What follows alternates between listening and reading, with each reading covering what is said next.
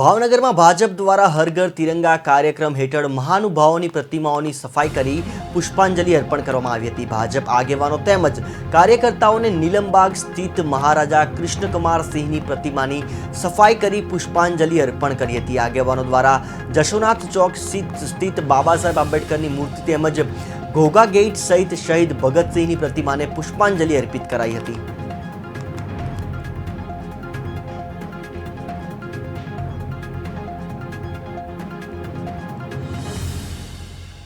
તહેવારને લઈ જુદા જુદા કાર્યક્રમો શહેર અને જિલ્લા કક્ષાએ આપ્યા છે, જેના અનુસંધાને આજે ભારતીય જનતા પાર્ટી ભાવનગર મહાનગર દ્વારા જેમણે રાષ્ટ્ર માટે સમાજ માટે કામ કર્યું છે તેવા મહાપુરુષોને આજે જ્યાં જ્યાં પ્રતિમાઓ છે તેમને સ્વચ્છતા કરી અને તેમને પુષ્પાંજલિ કરવાના કાર્યક્રમ રાખ્યો છે।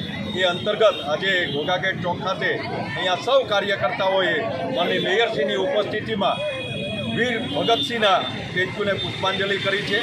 આવનાર 13 તારીખે વહીવટીતંત્ર અને સમગ્ર શહેર અને પાર્ટી દ્વારા એક તિરંગા રેલીનું આયોજન કર્યું છે।